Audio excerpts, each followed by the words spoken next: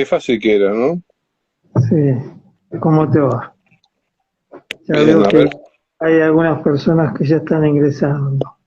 Voy a saludar Esperá a que no te Gabriela. oigo bien, tengo que corregir algo. Hola Gabriela Echeverri, un gusto verte allá, verte en el Instagram.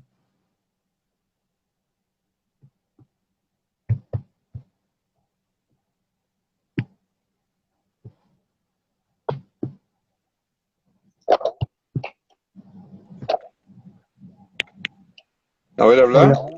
Hola, hola Sí, Mechi. no tengo que corregir una cosa. A ver.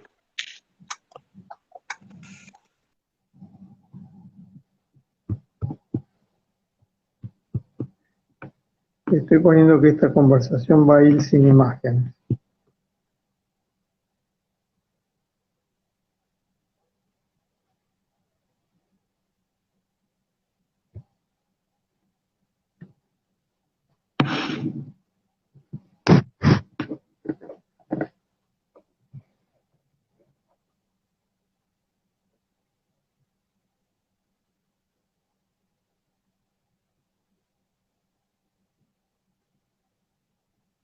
Hola Mechi, ¿se escucha bien?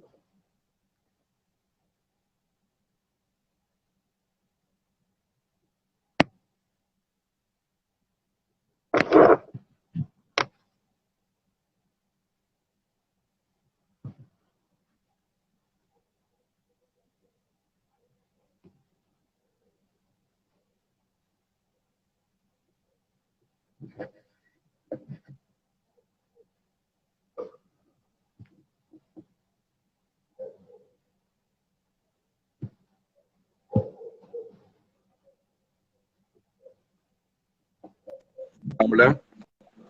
Hola, Ay, tengo un problema con el audio. ¿estás con auriculares? Sí, ¿Y si te los sacás? sí, ahora me voy a sacar el pelo porque como estamos probando. Espera, voy a cambiar de auriculares, espérame un segundo.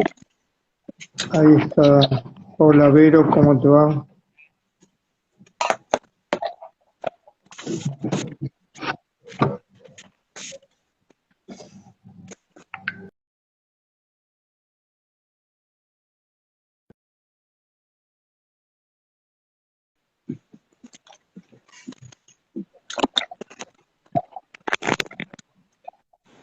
A ver ahora cómo me Bueno, oís. en unos minutos comenzamos.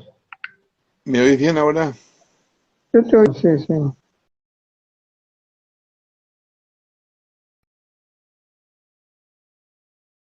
Hola. Ahora Pues en un sí. momento. Sí, pero ahora te oigo bien. ¿Vos?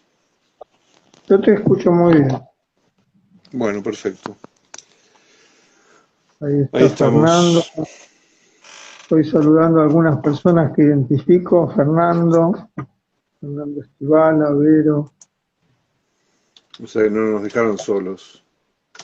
No, no. Ahí está Dali. Bueno, no sé, que si ya empezamos, podemos empezar, ¿no? Y sí, es la hora. O esperamos que se sume. No, vamos comenzando, se van sumando. Bueno. este, No, sí, ya hay un montón de gente, 48 personas, bueno, 25, qué sé yo, hay distintos números acá. Estamos bien de sonido, ¿no? ¿Me oís bien? Luego bien. Bárbaro. Quienes están escuchando nos confirman si se está escuchando bien. ¿Alguien de los que está escuchando? Alguien dijo ahí, qué lindo es volver a escucharte, Marcelo, dice. Bueno, Se supongo extrañaban que estos bastante. vivos, dice otra persona. Se extrañaban estos vivos. Perfecto, se escucha bien, ya está. Bueno, Perfecto, dicen. Bueno, ahí estamos. bueno, Ahora eh, tendríamos que decir algo. sí, no sé por dónde empezar. El título que le pusimos a esta conversación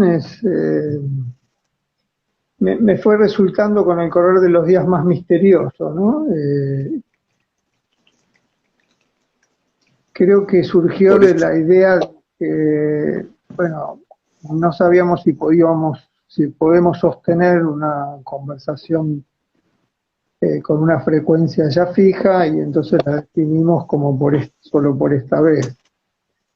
Eh, aunque no, la expresión no era solo por esta vez, sino al menos por esta vez. O, bueno, fue Era eso, ¿no? también un modo de Sí. recuperar también un espacio de conversación entre nosotros. Esta conversación creo que surgió de la idea de hablar de algunas cosas, ¿no? Pero que no sé si no le pusimos título para dejar abierto también a lo que surja en este momento. Creo que fue así como lo pensamos, habían surgido la idea de pensar el problema de los miedos, bueno, no sé si el problema de los miedos, cómo llamar la idea del miedo o la idea del naufragio, pero bueno, podemos arrancar por donde te parezca. Sí, habíamos hablado de los miedos como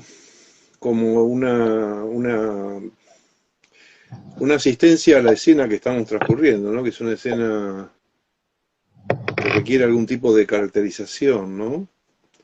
Es una escena donde se entrecruzan varias cuestiones. Una de ellas, la más inmediata, es la sensación de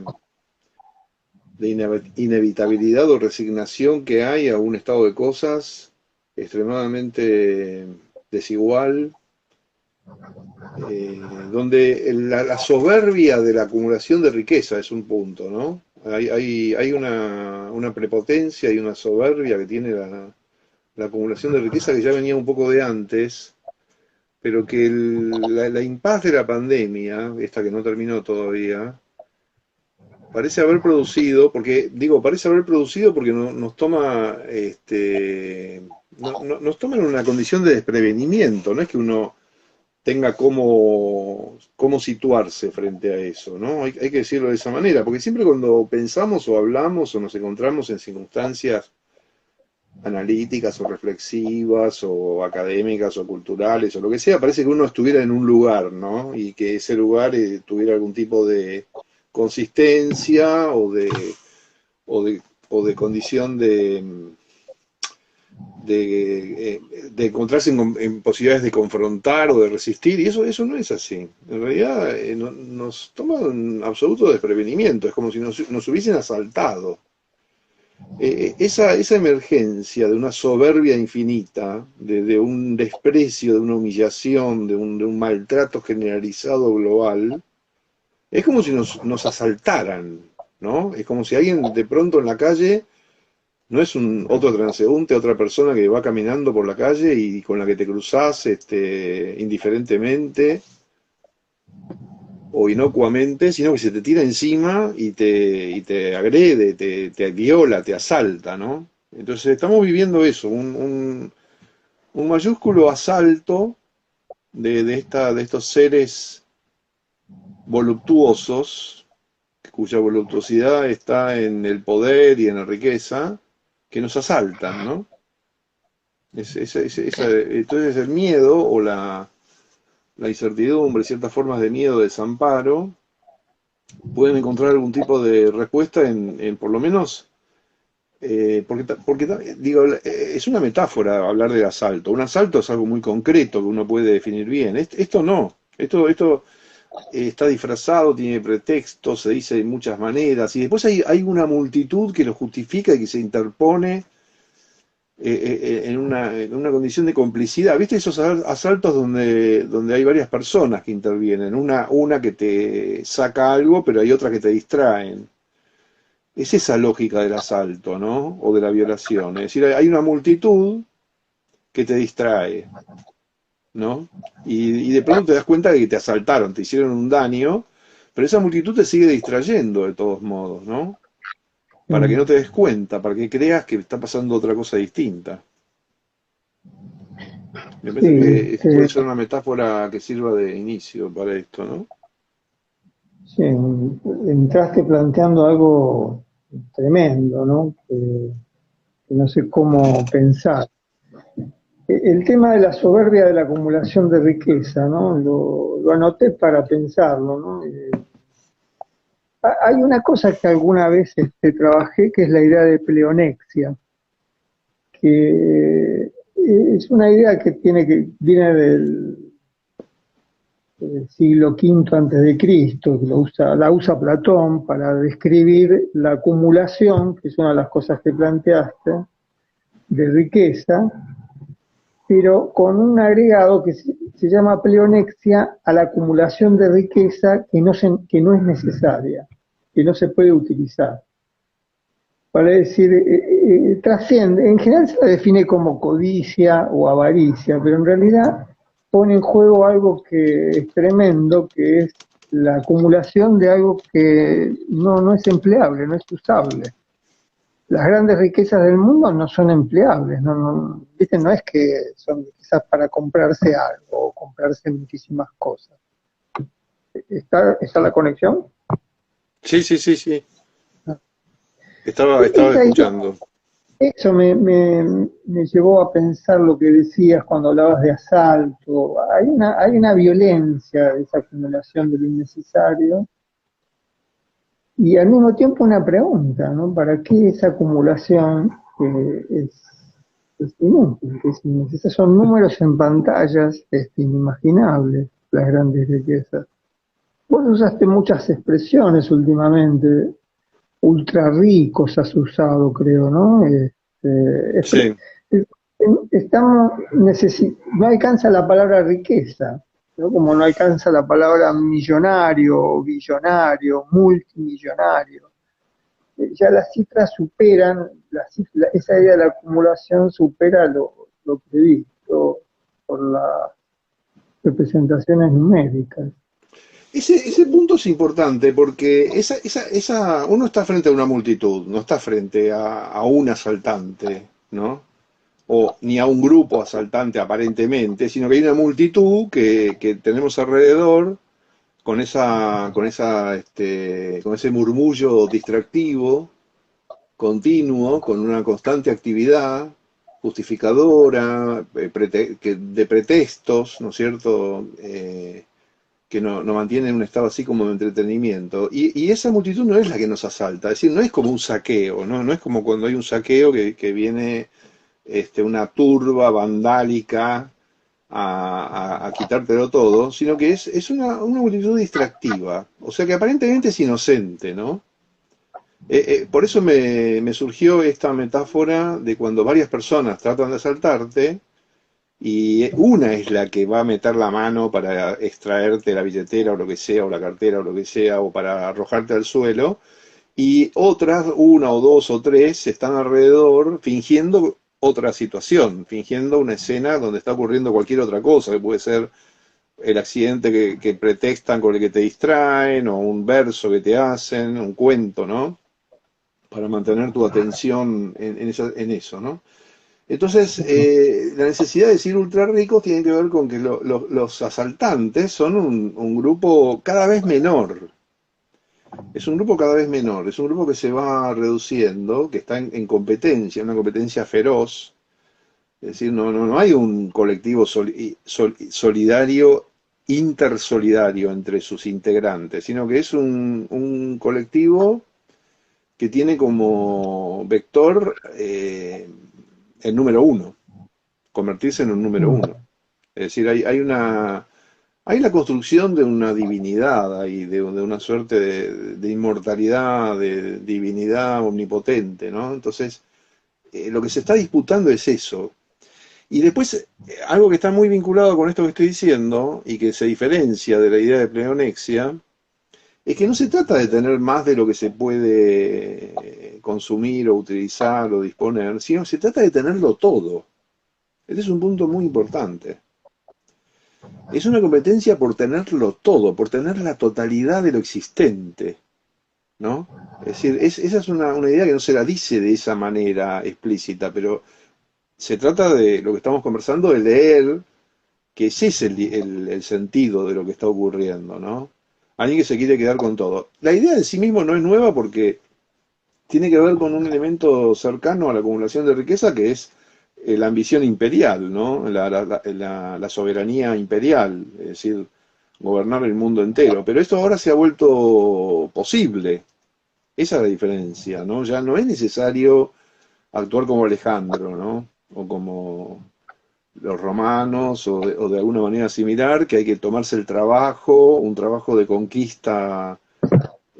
La conquista nunca fue meramente el puro poder de sustraerle algo a alguien, su territorio, o dominarlo. Siempre tuvo una dimensión cultural, lingüística, persuasiva, prestigiosa. Pero ahora son las condiciones mismas de la existencia la que dan la posibilidad de que haya un panóptico definitivo, ¿no? Un panóptico último que estructure una condición urbana generalizada de la que alguien sea dueño. Esa es la novedad que existe, y es una novedad en curso, no está consumada, sino que está en construcción, ¿no? Vos lo que decís es como, no sé cómo traducirlo, un imperativo de tenerlo todo. Porque es Lo que posible pasa es tenerlo todo, ¿no? Es decir, ahí hay una condición que es performativa. Es posible tenerlo todo. Eso nunca había sido así antes. Antes había que conquistar, había que matar, dominar, construir caminos, que eran un precedente de esto de ahora. Pero ahora es posible una condición instantánea de acceder a la intimidad de toda la humanidad en en forma absoluta y presente, ¿no? Entonces eso es lo que está en construcción. Es una red conjuntiva, es un tejido que se está construyendo, ¿no? Que es como una imagen que puede parecer de ciencia ficción, pero tiene su trasunto técnico, ¿no? Está en transcurso eso. y yo pensaba que, me parece que estás planteando algo que va más allá del tema de la riqueza en dinero, esas cifras, ¿no? Vos estás pensando, porque yo me inclinaba a pensar en lo que significa la idea de riqueza en la contemporaneidad, eh, que es muy difícil de representar, ¿no? En ese sentido pensaba que el sentimiento de asalto me llevaba al asalto de la comprensión, como no poder entender qué son las grandes riquezas. Eso siempre me llama la atención. ¿Qué significan las grandes riquezas? Y iba a decir tristezas, mira, porque es una tristeza del pensamiento, una gran riqueza, ¿no? Porque además no solo no nos podemos representar en números, sino tampoco nos podemos representar en un modo de vida esa riqueza. Porque quienes tienen esa grande, nosotros las riquezas que tenemos, o sea, las pequeñas abundancias que tenemos, si es que tenemos alguna abundancia de dinero, ¿qué significaría la abundancia? Y significaría algo que va más allá, es una cantidad que supera la que necesitamos para sobrevivir. Y si tenemos alguna cantidad, es para consumir. O sea, nuestras cantidades tienen medida, tienen mesura. La cantidad que se necesita para el supermercado, para pagar el alquiler, la cantidad de dinero que se necesita para las cuestiones mínimas de intercambio diario. Pero esas riquezas no se miden por consumo. Es decir, no se miden ni por yates, ni por territorios, ni por aviones, no se miden por propiedades. Es decir, hay una desmesura y un enloquecimiento, un desquicio de la medida. Por eso no son presentables y tampoco son utilizables. Estamos ante una circunstancia que yo creo que tiene relación con lo que nosotros nos proponíamos hablar, que produce miedo. Es una distopía monetaria, si querés. Sí. Produce miedo, azoramiento, perplejidad, no sabemos cómo pensar. No es un detalle que no nos podamos representar numéricamente esas riquezas. De viste que llega un momento que no sabemos que son 1.000 millones, 100.000 millones, es miles y miles de miles. Se va, va superando la posibilidad nominativa, pero sobre todo representativa. Estamos en un mundo, en ese sentido, es un mundo que ya ha perforado la posibilidad de representación. Pero la palabra riqueza nos pone más en el umbral del, no sé si del estupor. Yo creo que es un lugar del estupor, porque después de ahí viene el problema de la crueldad, el problema de la violencia, ¿no? Hay un lugar de estupor que tiene que ver, me parece, con el tema de la riqueza. El otro día yo te decía que me había llamado mucho la atención, no sé si te llegué a comentar, estaba leyendo un texto de Italo Calvino, un autor que siempre al que vuelvo en los momentos de desconcierto, ¿no? Y en un momento encontré una cosa que tenía subrayada que decía que se trata de vivir sin miedo. La gran conquista sería vivir sin miedo. Y me quedé dando vueltas alrededor de eso, ¿no? Es decir, y llegué a la idea que contaba a la lectura de ese relato de los hermanos Grimm, que se conoce con el nombre de Juan sin miedo. Y me llamó la atención que el personaje, en realidad, vive no teniendo miedo y sintiendo que al no tener miedo no conoce la vida. Entonces busca de todas las formas posibles la experiencia del miedo. Eso me conmovió para cruzarlo con lo de Calvino. Y porque muchas veces yo pienso que se trata de vivir sin miedo, es como si esa frase me hubiera quedado impregnada, incluso pensar cuestiones del miedo como el miedo como un dispositivo disciplinador, una cosa que hemos pensado muchas veces, ¿no? El miedo como disciplinador, el miedo como conductor, el miedo como un lugar de sometimiento, el miedo como la contracara del odio y la violencia, ¿no? Una, eh, la fachada de la violencia o de la fuerza como fachada del miedo. O sea que siempre hemos pensado el miedo como un lugar disciplinador. Entonces, ese cuento de los hermanos Grimm, que es del fin del siglo XIX, plantea un problema, ¿no? ¿Sería recomendable vivir sin miedo? Bueno, el miedo es también un gran organizador de la protesta, de la revuelta, ¿no? Hay revueltas que son detonadas por el miedo. Bueno, todo esto para decir que eso que decías al principio, la soberbia de la acumulación de riqueza, esa altivez, la llamaste infinita en un momento, ¿no? Una soberbia infinita. Fíjate, está la desmesura todo el tiempo, ¿no? Gran tema el de la desmesura, ¿no? Pero la desmesura del capital nos da miedo, porque es una desmesura destructiva. Todas las desmesuras tienen algo de destrucción. No estoy haciendo un elogio de la medida, ¿no? De la mesura. Tal vez no estaría mal hacer un elogio de la medida, pero es cierto, no es de eso de lo que se trata, ¿no? La diferencia que tenemos ahora es que la riqueza se refería en otras épocas a la codicia, a la avaricia, o sea, a una pulsión, a algo que emergía de una subjetividad o de un alma o de un corazón, o sea, había alguien que tenía un deseo y ese deseo no era colmable y se remitía esa infinitud a lo ilimitado del deseo. Entonces toda la discusión sobre la relación entre la medida y el límite y lo ilimitado, era una administración del deseo, ¿no? Ahí tenemos desde Platón hasta el estoicismo, en fin, todas las diversas formas de entender los cuidados de sí, en distintas doctrinas, religiones, éticas, etcétera, ¿no? Pero ahora lo que está ocurriendo, bueno, y en esas épocas, entonces, una codicia que fuera ilimitada se articulaba con la idea de la conquista, de lo imperial, de dominar el mundo.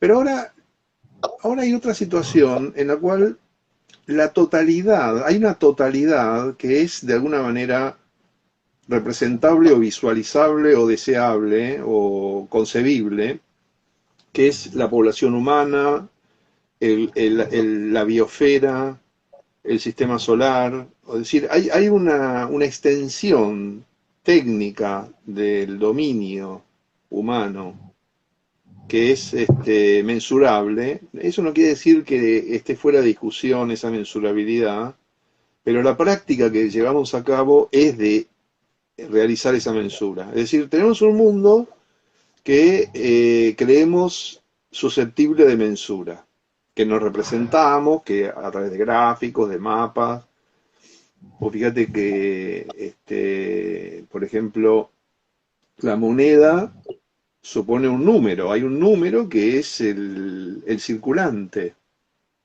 ¿no es cierto? Hay un número, es decir, ¿por qué se habla de ciencia económica de la forma en que se habla ahora? Porque hay una magnitud que abarca las acciones humanas, sociales, humanas, que se mide. Y buena parte de lo que se llama la macroeconomía es la administración de esas medidas, que tienen sus propias reglas, que son independientes de los seres humanos, de los cuerpos, de la vida concreta. Son completamente indiferentes a todo eso, ¿no?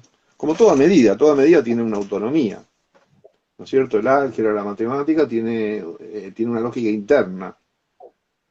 Este, entonces, la posesión de la riqueza no es, ya no está determinada por el deseo, ya no es una cuestión vinculada con la codicia, la avaricia, con esas categorías de los 7 pecados capitales, de la moral, de la ética, ya no tiene mucho que ver con todo eso. Por supuesto que no es que esos aspectos libidinales hayan desaparecido,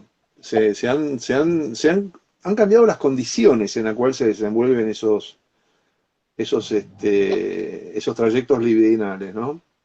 No cualquiera puede realizar ese acto de acumulación o de soberbia o de creatividad que hace posible expandir el capital. Eso no lo puede hacer cualquiera. Pero al mismo tiempo las condiciones en que eso ocurre se han autonomizado. Entonces alguien tiene que hacerlo, alguien tiene que ocuparse de conectar todo con todo y administrarlo y hacerlo crecer y nutrirlo. Alguien se tiene que ocupar de que funcione el suministro energético, de que haya un determinado... O sea, eso que se llama macroeconomía es el monstruo, ¿no? Es un monstruo autonomizado, una estructura administrativa y con ciertas reglas internas, que además tiene una temporalidad... en este parlamento que ahora no me quiero extender demasiado, pero quiero por lo menos esbozar esta idea, ¿no? Eh, una entidad suprahumana que abarca todo lo existente, todo lo que es concebiblemente existente, porque una galaxia no nos es concebiblemente existente porque no podemos acceder a ella. Es aquello a lo que podemos efectivamente acceder y no es en el presente, es en el futuro inmediato también, ¿no? Es decir, que la riqueza no es una pileta llena de monedas como en el caso de Disney, del tío del Pato Donald, sino que es una matriz temporal que refiere a un futurible, ¿no? Es decir, es un pronóstico. Y ese pronóstico está autonomizado del encadenamiento libidinal. O sea, es indiferente a la codicia, a la avaricia, es completamente indiferente. Es como si fuéramos rehenes. Es decir, el propio ultra rico, el sujeto ultra rico, ese que pone su rostro, que es Elon Musk o todo ese tipo de personajes, es rehén de eso también, porque si no es uno puede ser otro. Es decir, es completamente indiferente quién sea, qué características singulares tenga, ¿no? Alguien está ahí, alguien tiene que hacerlo. Es como si cumpliera una cierta función que es articular su propia condición libidinal con ese aparato que está creciendo, ¿no es cierto?, que se ha vuelto autónomo. Es decir, es como si la humanidad se hubiera enajenado en un dispositivo generalizado que tiene su propia lógica. Entonces, cuando hablamos de esa soberbia, de esa prepotencia, bueno, hay algunos que al ocupar un lugar dentro de esa trama proceden de ciertas maneras y son los que eventualmente visualizamos, ¿no? Porque toda esa multitud que nos distrae tampoco es que tenga autonomía libidinal, o sea, que sea gente, actores o actrices que hablan y que nos entretienen. Digo, eso también requiere personas que lo hagan, pero es también diferente a la singularidad de esas personas, no importa quién lo haga, lo puede hacer cualquiera de cualquier manera. Es decir, se ha producido una abstracción tal de lo que nos constituye como colectivo social, que es eso lo que sería temible, ¿no? Es decir, la cuestión de que estamos como en un estado de ingravidez, ¿no? Bueno, un poco esa idea, no me quiero extender ahora. Bueno, a mí esto que decís me llevó a pensar en la idea de hablas del capital, Mm, eh, porque la soberbia puede tener como un relato personal y usarla como adjetivo calificativo de alguien que personifica esa altivez, ¿no? Que la encarna, pero lo que se ha autonomizado, me parece, es el capital.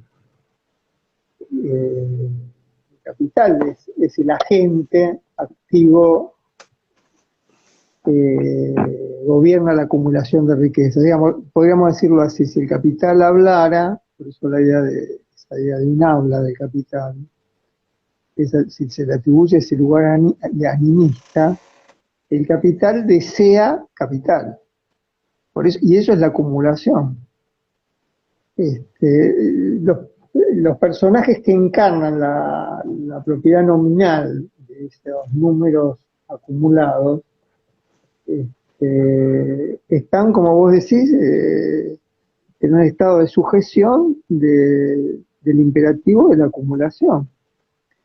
En ese sentido, quienes acumulan dinero, quienes viven en el mundo de las finanzas, lo que no pueden hacer muchas veces se proponen una meta, cuando llegue a tal número salgo. Y esa meta nunca se alcanza porque en el vértigo de la acumulación no termina nunca de cerrarse. La que es infinita es la acumulación. Infinita, más que infinita, interminable. La desmesura de la acumulación, que no es una desmesura personal por querer tener más, ¿no? La acumulación es desmesurada. Entonces, quien tiene no puede parar, porque lo que no puede parar es la acumulación. El capital gobierna el acto, ¿no? pero Son ahí la paradoja, para salir de las demonizaciones personales, ¿no? claro, claro. Pero ahí la Siempre paradoja es que me antes, preocupa en este momento, por la misma razón, cómo se personifica el problema del odio y las el distintas problema de, discusiones del odio, las distintas discusiones que hay en relación a los discursos del odio. El odio, por ejemplo, me parece que, igual que como decía, que se autonomiza el capital, el odio también está autonomizado. El odio nos gobierna, porque el odio promete lo mismo que el capital, prometen protección, seguridad. ¿Y qué promete el capital? Y promete protección, seguridad. ¿Por qué la acumulación finalmente triunfa sobre los sentimientos que tienen ya demasiado, que no necesitan dinero? ¿Pero por qué triunfa sobre esos sentimientos? Sí, porque esa seguridad se va corriendo, ¿no? No hay un número que termine dando la seguridad. Ese es otro gran tema para pensar. Vivimos desesperados, por decirlo de alguna manera, por tener seguridad, y esa seguridad nunca se alcanza. A veces cuando digo eso siempre pensamos, ¿no? Esa seguridad nunca se alcanza y el equívoco es que puede haber seguridad fuera de lo común o autónoma de lo común. Y nos cuesta pensar una común seguridad. una común protección. Entonces, el capital ofrece esa protección. ¿Cómo se llama? ¿Sería mágica esa protección? ¿Omnipotente? ¿Qué palabra le ponemos a las protecciones que ofrece el capital? Magia no, Yo, porque magia es demasiado amable para ponerle esa, esa palabra de capital. No es magia, ¿no? Tampoco es omnipotencia. Yo creo que es desmesura. Sí, el capital ofrece, o como vos dirías, la protección total. Vos antes hablabas, decías, no se trata de tener algo, tener mucho, se trata de tener todo. Entonces eso es una buena idea. Tener todo, me parece que ya no es una pulsión personal, ¿no? El capital promete todo. Y es esa idea del todo, ¿no? La protección total, es la idea de la seguridad, es la idea de las compañías de seguro de fines de principios del siglo XX, que surgen en el contexto del problema de la propiedad y la guerra, la idea del seguro, ¿no? Eso es un gran tema de nuestras vidas, el seguro. Interfiere en todos los planos de la vida, incluso los seguros profesionales, ¿no? Los seguros por si hubiera una demanda de mala praxis, en el caso de, de las prácticas de la salud y otras prácticas con responsabilidades. Y la idea de la ahora, seguridad, ¿no? Me parece. pero hay una cuestión que oscila en esta conversación y que oscila en el problema que estamos discutiendo, ¿no? Que es entre la desmesura, lo ilimitado, lo incierto, de hacia dónde se va, de qué es lo que se acumula, de cuánto se puede tener, por un lado, y por otro lado, la posibilidad efectiva de tenerlo todo. Es decir, que ese todo es el planeta Tierra con todo lo que contiene y sus alrededores, ¿no es cierto? Los alrededores accesibles que se van expandiendo de todas maneras porque refieren a cierta área del sistema solar que puede ser accesible, ¿no? Es decir, por ejemplo, minería espacial, asteroides que se pueden explotar, o el agua en la Luna, hasta ahora llegamos hasta Marte más o menos y un poco más. Bueno, ese espacio de expansión es lo que hace posible la totalización de lo existente en un determinado espacio, que sería el terrestre, ¿no? Es decir, el espacio terráqueo es totalizable. Es totalizable porque es susceptible de una cobertura absoluta por satélites, de redes sociales que abarquen a toda la población mundial, de registro de todos los recursos existentes, de la medida del agua que hay, del oro, de todo lo existente y también de los llamados recursos humanos.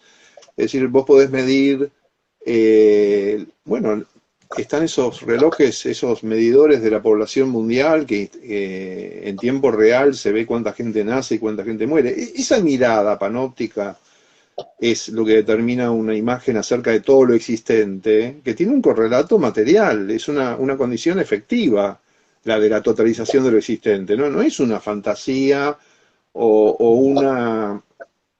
o un borde indeterminado, como el mundo antiguo que terminaba en una línea, después de la cual había un abismo, y ahí se recubría mitológicamente qué había en ese abismo. Ahora no, ahora todo está bajo la mirada. Es decir, vos tenés una circundación satelital que hace una prospección y entonces sabés en todo el planeta cuántos incendios hay, cuántos animales, todo está tagueado, marcado. Todo eso no está consumado, sino que está transcurriendo. Es decir, es como, porque cuando hablamos de macroeconomía o de economía o de política, estamos hablando del control técnico de esa existencia material. De eso estamos hablando. Es decir, cuando, por ejemplo, hoy mismo en la Argentina se dice ese discurso falaz, porque es una ilusión, ¿por qué sería cierto? ¿Por qué sería cierto? Ah, ahora hay la oportunidad de prosperar a través de una serie de explotaciones nuevas que son el litio, esto y lo otro. ¿Y por qué eso no se hizo antes con otras cosas o con las mismas? ¿Y por qué ahora se podría hacer si antes no se pudo? ¿Y por qué ahora se podría hacer y sería tan oportuno y tan y tan factible si las condiciones parecen ser todo lo contrario, más bien. Es decir, hay condiciones de desigualdad y de injusticia y de maltrato generalizado que más bien auguran que la expansión en explotar tal o cual cosa va a producir una minoría enriquecida y no una prosperidad generalizada, ¿no? Eso se podría argumentar de diversas maneras. Por ejemplo, ya desde el momento en que se piensa en la entidad nacional, en el propio territorio, como la localización de esa oportunidad y no como un fenómeno ni siquiera regional, ni siquiera regional. El fracaso que hubo en la pandemia con respecto a la vacunación universal, el circuito COVAX y las donaciones y la disputa por la propiedad de las vacunas y por la reputación y el prestigio de estas o aquellas, es un indicio enormemente regresivo, porque no hay que ir a la historia social más remota ni a una mayor complejidad. Es un evento global, inmediato, inequívoco, de insolidaridad, de desigualdad, de promover el propio territorio en detrimento de todos los demás, sin ninguna, además con una evidencia palmaria acerca de qué consecuencias iba a tener eso, que era que no iba a terminar la pandemia en el tiempo que podía haber terminado, y aún así ocurrió y sigue ocurriendo, es decir, y ya ni siquiera se habla del asunto. Entonces, por un lado sucede eso, y nos tiene que llamar doblemente la atención, porque justamente en el momento en que todo es tan controlable y tan visible y tan totalizable, algo tan relativamente sencillo desde el punto de vista conceptual como vacunar a toda la población, no se puede hacer. Claro. Entonces, ahí hay un conflicto, ¿no es cierto?, entre lo que concebiblemente se debería y se podría hacer, como es una acción global, sistemática, que abarque a toda la población, y el hecho de que eso por distintas razones no sucede. Entonces, ahí hay algo para discutir y que sería una discusión política en definitiva. O sea, uno podría decir que una discusión política es cómo debatir esa discrepancia entre una proliferación de discursos promotores de ciertas expectativas o esperanzas y lo que hace que eso no suceda y que suceda todo lo contrario, ¿no? Y que nos hundamos en una especie de ignominia generalizada, un estado de miseria en donde se estimula mucho más la acción expropiadora de una minoría, ¿no? Pero me parece que esa es una contradicción. Por un lado, la inercia de la idea de codicia, o sea, la inercia del supuesto libidinal de acumulación, por un lado, y por otro lado, la concreción que tiene abarcar todo lo existente y disponer de ello, ¿no es cierto?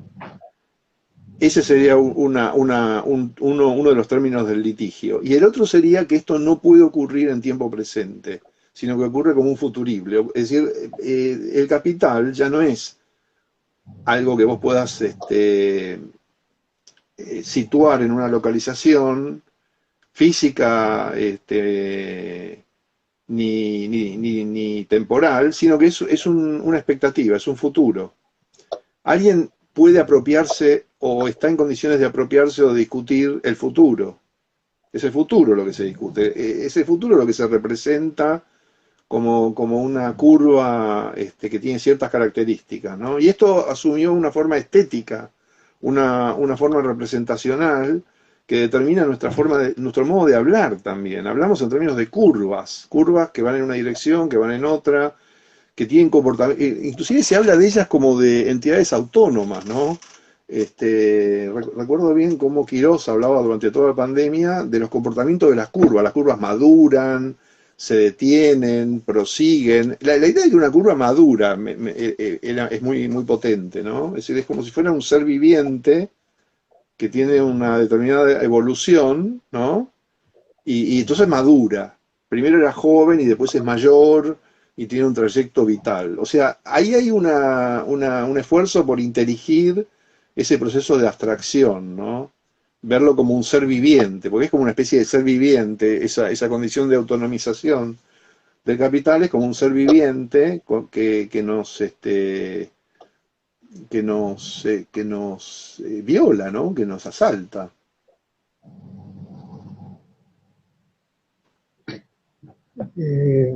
Sí, no, yo creo que tenés razón, ¿no? Lo que pasó con las vacunas todavía no lo podemos pensar. Incluso no sabíamos esa idea de que era necesaria la vacunación de toda la población y remarquemos, ¿no? Que estábamos hablando de toda la población planetaria.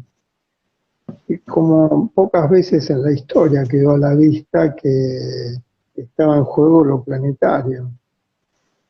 Eh, la población del planeta, todas las existencias vivas que viven en este planeta necesitaban y necesitan la vacuna. Y ahí no supimos cómo pensar eso, si era negación, denegación. Yo muchas veces traté de distinguir si era un habla de negativa, o si se trataba de negacionismo, o si se trata de negacionismo, que es otro plano para pensar. Pero no es fácil entender qué pasó y qué pasa. Y también, como vos decís, tampoco es fácil entender el olvido, ¿no? Hace un rato vos decías, bueno, que no terminó, la pandemia que no terminó. Quiere decir, en muchos sentidos no terminó, no terminó en el plano de lo material, de los contagios. Conocemos en estos días muchísimos contagios de personas muy cercanas. Es imposible que quienes estamos ahora en esta conversación no conozcamos a alguien con COVID. O sea que no terminó en ese sentido, pero tampoco terminó en otro sentido. No terminó de ser algo que podamos pensar qué efectos está teniendo o ha tenido sobre nuestras vidas, sobre nuestra cotidianidad, sobre los cuerpos que habitamos. No sabemos. No terminamos de saber qué efectos tiene esta pandemia. No terminamos de saber qué pasó a nivel comunitario. Vos recordás a Quirós hablando de las curvas. Yo, mientras que decías eso, me acordaba también de los momentos en que se hablaban de las evidencias. Tenemos evidencias. Que la historia se va a reír de esas frases, ¿no? Evidencias de qué, ¿no? Pero era la seguridad que daba el lenguaje, la impostación de un lenguaje ante el no saber. Para mí en esa época surgió algo, se acentuó algo que se cruza en un punto con lo que vos decías antes. ¿Viste? Vos hablabas de una época eh, que podríamos, o que intentás como caracterizar, ¿no? No sé si la palabra es caracterizar o la percibís tendiendo ¿no? A esa idea de tenerlo todo. Y ahí hay otro deslizamiento que después mencionaste, que es la idea de saberlo todo. Controlar todo, ¿no? Controlar el planeta, la galaxia, la idea de esta exacerbación de una creencia en el saber. Y a mí me parece que este es un tiempo que puso más a la vista el no saber, o lo que yo llamé el poco saber. Desde el punto de vista clínico, me parece que por primera vez uno se anima a decir que no tiene un saber, sino tiene un poco saber.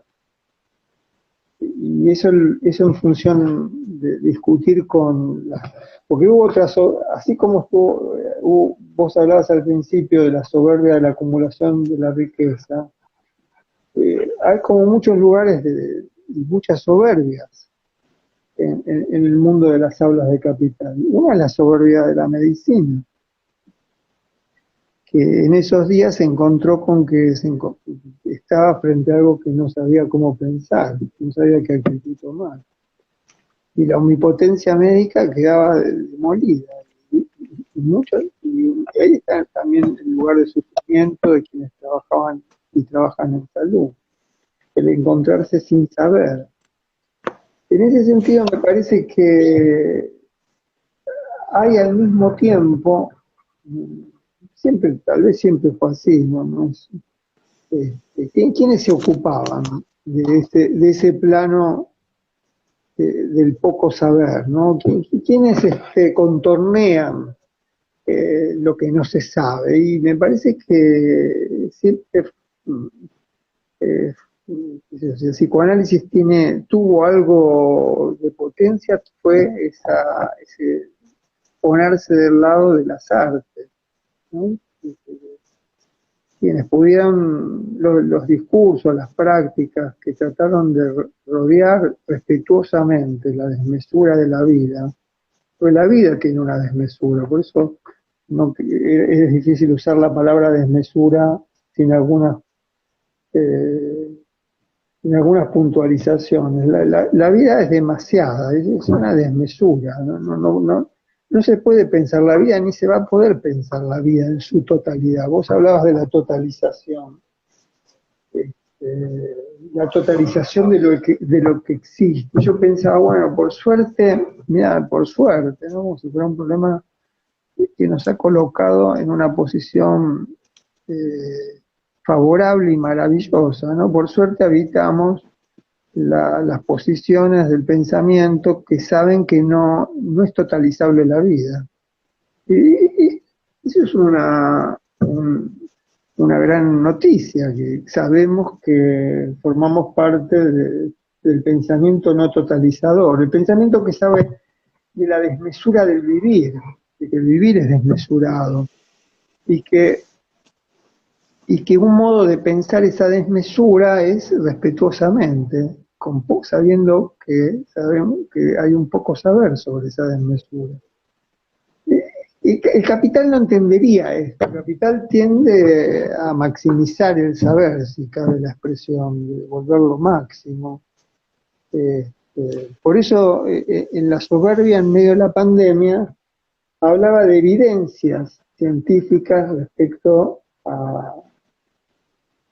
al COVID en ese momento.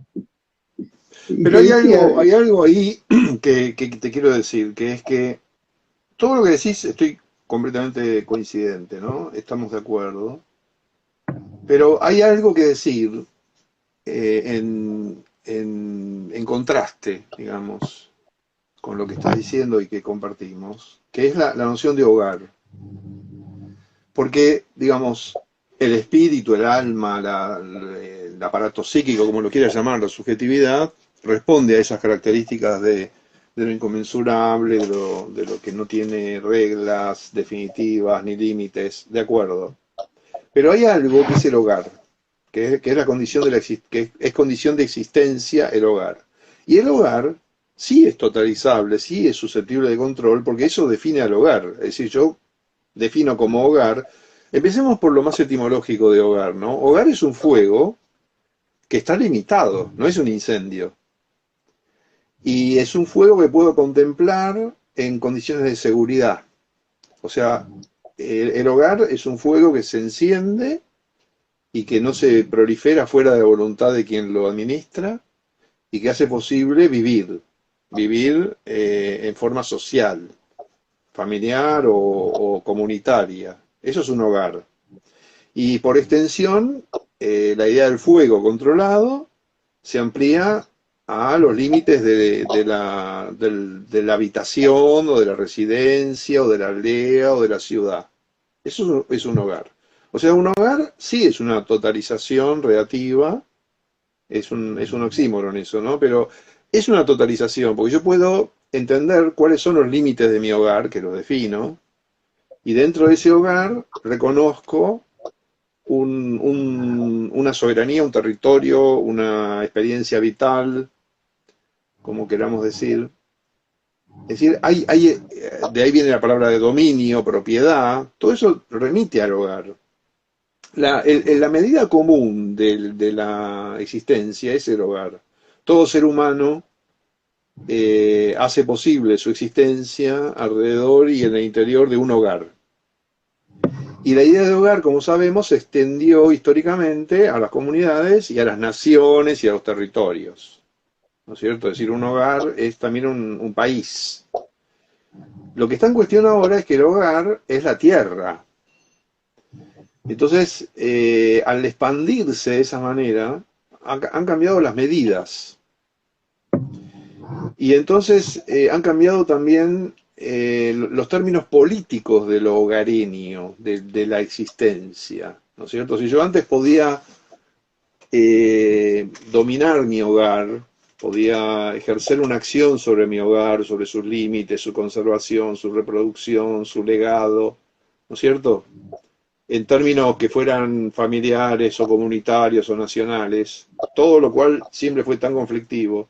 Estoy diciendo esto porque eso es distinto que la desmesura que tiene que ver con el alma, donde en ese hogar de pronto la gente comete crímenes o pasan cosas absolutamente indeterminables, que es otro fenómeno coexistente con lo que estamos diciendo. Pero hay algo que sí es el hogar, que tiene una materialidad, que remite al concepto de economía, etcétera, etcétera, etcétera, ¿no? Estamos en tensión entre esas dos dimensiones, la del hogar y la del deseo, podríamos decir, ¿no? Es decir, lo libidinal, el arte, la pasión, la tragedia, todas esas cuestiones que eh, siempre No, están no, en pero tensión, porque alguien sí, puede destruir su propio hogar de pronto, ¿no? No quiero usar la palabra enloquecer, pero se usa para yo no eso. sé, ¿Para qué se usa? Para... no sé, está bien lo que planteas en el sentido de que hay en la idea de hogar una deriva al dominio, a la propiedad, a la familia, el domus, el territorio, y planteaste otra cosa al mismo tiempo de la tierra como hogar. Esto es algo que también es muy importante, ¿no? La tierra como un hogar, pero que como un común vivir en ese hogar, ¿no? Un común vivir de todas las existencias vivas, no solo las hablantes. Ahora, hay un punto donde esa materialidad del hogar, porque hay una dimensión, por llamarla así, material, tangible, medible, incluso la idea de propiedad supone toda una legislación tangible, las escrituras, la, la posesión de un territorio. Pero hay otro plano que tiene que ver con el hogar y la idea de fuego, que es el plano de la conversación alrededor de un fuego. Es el origen de la idea de lo común, ¿no? La conversación alrededor del fuego. El fuego, la noche, el calor, el abrigo, la conversación. El lugar donde se relatan los sueños. Todas las comunidades, en toda la tradición y mitología de las comunidades mapuches, los sueños se relatan alrededor del hogar. Y no son sueños personales ni individuales. No son los sueños de un alma personal o de un espíritu personal, menos de un aparato psíquico, que son las palabras que planteabas antes. Es un sueño de la vida sueña en esos cuerpos. En la tradición de los zonas se relataba que quienes tenían un sueño durante la noche, esto te va a gustar porque tiene relación con la noche y los insomnes, ¿no? Había quienes estaban insomnes durante la noche esperando el relato de un sueño, porque lo que ocurría era que quienes tenían un sueño y se despertaban, convocaban a todos los que vivían en ese toldo, en esa tienda, ese espacio al hogar. Y en el hogar se contaba ese sueño, se lo relataba, como alguien que había tenido la oportunidad, sería la ocasión de haber recibido ese sueño para ser relatado. En realidad, los soñantes eran quienes tenían la oportunidad de actuar, no voy a usar la palabra medium, que es más europea, ¿no? Pero tenían la oportunidad de recibir un sueño para contarlo. Así que fíjate que la idea de hogar, de fuego, eh, trasciende también, si está en esa tensión, ¿no? Del lugar de la propiedad, del dominio de la materialidad y el lugar de la conversación. Y las conversaciones son interminables. La conversación alrededor del fuego, ¿cuándo termina? cuando se termina el fuego no se terminaba nunca. Es decir, siempre había alrededor del fuego una expectativa de una conversación. El fuego no se terminaba nunca en muchos sentidos, porque no se podía terminar y apagar, y porque el espacio de la conversación no terminaba nunca. Yo creo que, ahora que digo eso, a mí me gustaría que pensemos eso, ¿no? La necesidad del espacio conversacional. Este, y fíjate que tal vez estoy muy afectado por la idea del odio. Pensé que íbamos a hablar de eso, porque era de lo que comentabas. ¿El tema del odio? Sí, tal vez Hablemos del odio. Sí, tenemos que hablar de eso. Ahora que digo lo conversacional, pues yo me planteo, ¿no? Vos viste las distintas, en esta semana hubo varias disputas respecto del problema del odio. Va, en estas semanas, en estos tiempos es el gran tema, ¿no? Y ahora que decía lo conversacional, porque frente al odio uno de los grandes problemas es la reacción.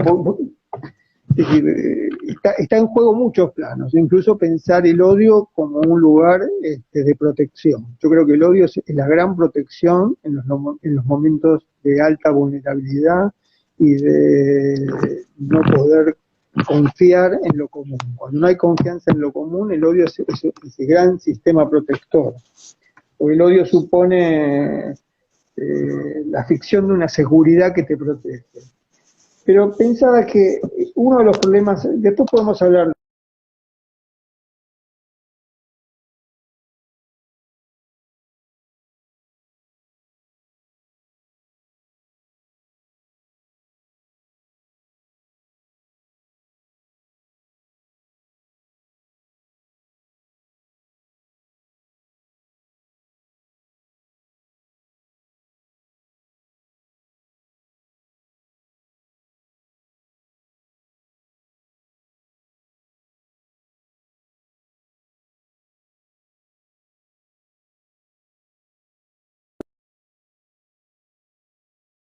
Veo tu pantalla. Hola, ahí Hola, hola, volviste. se Se cortó había unos cortado, minutos, sí, se cortó un momentito.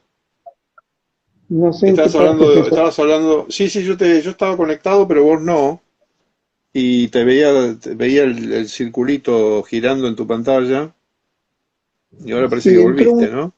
entró un llamado y se ve que ahora se Ah, está sí, cuando escuchando. sí, sí, ahora se oye, cuando entran los llamados desconectan los vivos. Sí, estabas hablando del odio. Sí, te decía que no sé si se llegó a escuchar, que me parece que uno de los problemas, están primero las condiciones del odio, que para mí una de las condiciones del odio es que el odio en momentos de devastación se vuelve un sistema protector individual. Más allá de que ese sistema protector individual se patotice o se fanatice y arme masividades. Pero hay otro plano que quería plantear, ese es el que más me interesa, pero en la coyuntura actual uno de los problemas que me parece que hay que pensar es la reacción al odio, no sé si se llegó a escuchar eso, que este, termina teniendo los argumentos del odio, ¿no? La reacción. ¿Qué astucias se necesitan para tramitar los momentos de odio que no sean los de la reacción? Y me parece que una de las astucias es la conversación, el estado de conversación. Que habría que pensar eso, aquí llamamos un estado de conversación. Arranqué de la idea del fuego, de la conversación alrededor de un mismo fuego, del común conversar, que supone un estado, entre otras cosas, de confianza. No hay conversación si no hay una donación a la confianza. Confianza, gratitud, cercanía, son las condiciones de esa conversación. A mí me parece que la astucia de la conversación es la gran astucia del presente. Algo así que sí me gustaría pensar. Cuando hablábamos hace un rato de una multitud que te distrae, del asalto, que se parece a esas escenas callejeras donde alguien te distrae atrae tu atención y mientras tanto una segunda o una tercera persona te sacan cosas o te hacen algo, ¿no? Vos estás prestando atención al que te habla, viste que es un tipo de asalto muy típico ese, ¿no? Que puede ocurrir fingiendo un accidente en una ruta para que un auto se detenga. O sea, es una complicidad que se produce en entre dos o tres personas y que hace que una se ocupe de hacerte algo en tu cuerpo, ¿no? Que ya puede ser una violación o una sustracción, un hurto, un robo, lo que sea, y otras se ocupan de mantener tu atención, ¿no? Entonces, esto ahora ocurre de una manera masiva. Es decir, los discursos masivos que nos mantienen en un estado de distracción hacen posible que unos perpetradores se apropien de todo lo existente, ¿no? En esta discusión sobre cuáles son hasta dónde se extiende el hogar que ya no es nacional, que ya no es comunitario, sino que es terrestre. Entonces, la discusión actual es sobre el dominio del hogar terrestre. Y esto de un modo nuevo, que no es el imperio, como decía antes, no es el imperio persa, el imperio griego, el imperio romano, que aparentemente tenían un léxico donde se discutía eso mismo, sino que es otra condición material diferente, ¿no? Con características singulares y que están en curso. Entonces, lo que estoy diciendo lleva a esta noción, ¿no? Que una conversación puede ser falsa. Esa es una cuestión que hay que discutir, ¿no? Es decir, esa multitud que te distrae para asaltarte finge una conversación. Esto es importante porque entre las cosas que están ocurriendo en la esfera pública hay esos modos de conversación. Estoy pensando en uno en particular que fue motivo de interés en estos días que pasaron, que es alguien que dice, bueno, todos te están distrayendo para asaltarte, pero yo te voy a proponer una verdadera conversación. Yo te voy a proponer estar hablando 2 o 3 horas en YouTube de una manera muy diferente, dejarte decir lo que quieras, ¿no es cierto? Y hacer eso con una gran afectividad, y te voy a prestar mucha atención, y voy a producir un hogar ahí, un hogar conversacional en este sentido que estamos diciendo, y todo eso, para alguien que lo observa, como es el caso que estamos discutiendo ahora, es falso, es también una maniobra de distracción. Y entonces tendría que discutir si lo que estamos haciendo nosotros aquí, que responde a lo que queremos hacer, y yo creo que sí, como conversación, y cómo distinguirlo de una falsa conversación. Toda conversación requiere también eso, ¿no? Requiere constatarse, requiere, no diría validarse, pero requiere ser reconocida por los interlocutores como tal. Siempre una conversación tiene una incertidumbre, una vacilación con respecto a sus propias condiciones de reproducción, ¿no? ¿Me estás escuchando? ¿Entendés lo que te digo? ¿Me dejas hablar? ¿Me estás interrumpiendo? Todos esos matices, esas incidencias de la conversación ocurren también. Las conversaciones son conflictivas, contienen el extrañamiento también, no son solo unirse, reconocerse, producir un encuentro afectivo, sino que son también trágicas, son también polémicas o conflictivas, ¿no es cierto? Esa conflictividad, para que se trate de un hogar, tiene que tener una determinada magnitud o una determinada tensión, ¿no? Eso es un arte, por eso la conversación es un arte. ¿Por qué es un arte? Bueno, por lo mismo que es un arte pintar, y entonces uno no, incluso si es de arte de vanguardia y vuelca el tarro de pintura sobre la tela, lo tiene que hacer de una manera controlada, con una cierta medida, ¿no es cierto? Es decir, no trae una tonelada de pintura y la arroja sobre la tela, sino que si arroja pintura lo hace en una cierta medida. Entonces, y eso implica un conflicto entre la desmesura y el límite, ¿no? Es decir, ahí definimos una práctica, y eso es la conversación, ¿no? Una práctica limitada que, que lidia con lo indeterminado, con el deseo, con la imaginación, con lo inconsciente. Pero todo esto puede ser una simulación también. Lo digo porque esto ocurre efectivamente y frente a la abrumación que produce el odio, que tiene un carácter generalizado, porque donde hay peligro, efectivamente, mientras vos decías lo del odio, yo pensaba en la animalidad que cuando vos querés ayudar a un animal, el animal no, se asusta y te agrede. El odio humano procede de esa manera también, ¿no? Es decir, cuando el acercamiento se ve impedido por una reacción violenta de defensa, que refleja, es irreflexiva, ¿no es cierto? Y eventualmente hace daño. Es como el pánico es una variante del odio. El odio y el pánico están muy vinculados entre sí. El odio es una reacción pánica, ¿no es cierto? Es de autoprotección, efectivamente. Tenemos un recurso de autoprotección extremo, Quería, límite. quería decirte algo antes de pasar a ese plano del odio, sobre lo que decías de de la conversación, porque Sí.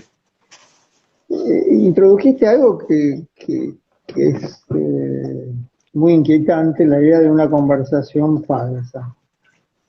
En todo caso, si nos ponemos a pensar, la idea de falsedad ahí sería una conversación que, que no tiene la apertura de lo que llamamos conversación, o que sería falsa, ¿no? Es decir, si es del ámbito de la mentira. Y a mí me parecía, eso me llevó a pensar, bueno, fíjate que me da pudor decir esto, pero el origen de la filosofía europea tiene que ver con esta distinción, el problema de la conversación. De hecho, los diálogos de Platón Claro. son justamente la puesta en escena de la dramática de lo que es una conversación y lo que no es una conversación. Y ahí aparece también, bueno, en el contexto de esa filosofía platónica, la observación sobre los sofistas, como aquellos que falsifican. ¿Hay un ruido en la línea? No, no, no, era yo que estaba contestando a una pregunta en el chat sobre qué era lo que estábamos haciendo de una persona que preguntaba si era una clase, porque decía que el profesor, refiriéndose seguramente a vos, había dejado este link. Nada, lo aclaré, ya está. Y decía que está el tema de los sofistas, y sobre todo hay uno de los diálogos de Platón, que es el que se llama Protágoras, ¿no? No sé si te Sí, acordás, que bueno, Protágoras es como el gran sofista, el sofista más memorable en la época de Platón y en la época de Sócrates, y Platón los hace a partir de un discípulo es larga la historia, un discípulo de Sócrates, que se llama Alcibíades, que le pregunta a Sócrates si haría bien de confiar en las enseñanzas de Protágoras, ¿no? Y la manera de constatar eso es, él quiere que Platón, él quiere que Sócrates discuta con Protágoras para ver si es confiable entregarse a las enseñanzas de Protágoras. Bueno, la cuestión es que ahí está en juego, me parece uno de los grandes temas, ¿no? Que es una conversación falsa. Ese diálogo de Platón es gracioso porque al final hay como una gran torneo de discusión, porque están todos los que siguen a Protágoras, que lo siguen por todo, viajan con Protágoras por distintos pueblos y son sus discípulos, y la reputación de Sócrates, que es como el contrincante de esa argumentación sofística, bueno, es un gran atractivo. Entonces se reúnen todos los discípulos para ver cómo discuten Sócrates y Protágoras. Lo gracioso, a mí me pareció muy gracioso, siempre me encantó ese final, porque viste, las obras de Platón son como teatralizaciones de una época. Lo gracioso es que al final Protágoras termina dudando de su argumento y empieza a pensar lo contrario de lo que pensaba, o sea, empieza a pensar como Sócrates y Sócrates empieza a pensar como Protágoras. un chiste de la argumentación, pero ese chiste de la argumentación es la idea de la conversación que hay en esa primer fundación del problema en Europa de lo conversacional, que es que en el transcurso de una conversación hay una modificación de los hablantes. Ese es el gran tema. Hay no de los hablantes, de los argumentos internos de los hablantes. Ahí hay otro, yo introduciría eso como una condición, y otro tema de la distinción es la distinción entre conversación y persuasión. Y me parece que no sé si asistimos a un momento de la conversación o asistimos a un momento de la persuasión. La persuasión, es decir, la persuasión quiere afectar argumentalmente a los interlocutores, a los oyentes. Es decir, hay idea de convencimiento, ¿no? Y está muy cercana al problema de la política, gran tema del peronismo, digamos. Perón, el manual de conducción, su manual de conducción política, la idea de la conducción de una gran conversación política nacional, está basada sobre el arte de la persuasión. Y ahí él distingue, y él daba ese curso en la escuela militar, él distingue entre ordenar, mandar y persuadir. Eso está no sé si decir el corazón, no, ¿qué metáfora usar de las entrañas de la historia nacional? ¿No? El problema de la Es que yo creo conversación. que ahora está pasando otra cosa. Yo creo que esos debates que son absolutamente válidos y necesarios y fundamentales, están siendo subordinados por otra cosa que está ocurriendo ahora, que no merece esas especificaciones, porque es algo más simple lo que está ocurriendo, que no es que te vienen a persuadir, no te vienen a persuadir, porque la persuasión remite a la ideología o a las creencias, ¿no? Es decir, el proselitismo religioso, la propaganda política, ¿no es cierto?, intentan que ocurra lo que vos describías del Protágora, ¿no? Que cada uno cambie lo que piensa en términos de lo que dice el otro, y eso tiene una cierta reciprocidad, porque no hay una sede que sea la definitiva, la conversación tiene un carácter este, de reciprocidad, o sea, no hay alguien dueño de, justamente, la conversación condiciona una escena igualitaria. Si eso sería un elemento de verdad de una conversación. Una conversación es genuina cuando hay una reciprocidad, es decir, cuando hay un, una, un movimiento de una parte hacia la otra y no hay alguien que habla y otro que escucha, en el sentido de que solo uno produce significación y el otro la asimila, sino que hay una reciprocidad en ese sentido. Lo cual no tiene que ver solo con que uno hable y el otro esté en silencio, sino con lo que ocurre con las significaciones, ¿no es cierto? Es decir, las significaciones tienen una mutualidad, una transformación recíproca. Eso sería una conversación. ¿Y cuándo una conversación es falsa? Cuando es un engaño deliberado con un fin concreto. Es decir, que yo te quiero robar, entonces te hago creer que soy alguien, ¿no es cierto?, que yo quiero obtener tu cuenta bancaria, te hago un llamado telefónico y te digo que te hablo de la compañía, qué sé yo, que me tenés que dar tal dato y vos me crees y me das tal dato y yo te robo. Bueno, es esa condición fraudulenta de la conversación, que no es ideológica, que no es, porque también podríamos decir es falsa la persuasión, es falso el ideologismo, porque no es recíproco, porque yo trato de que vos hagas lo que yo quiero, que pienses como yo quiero, entonces te persuado, que sería la crítica al sofista, ¿no? El sofista intenta suscitar una creencia de una manera unívoca.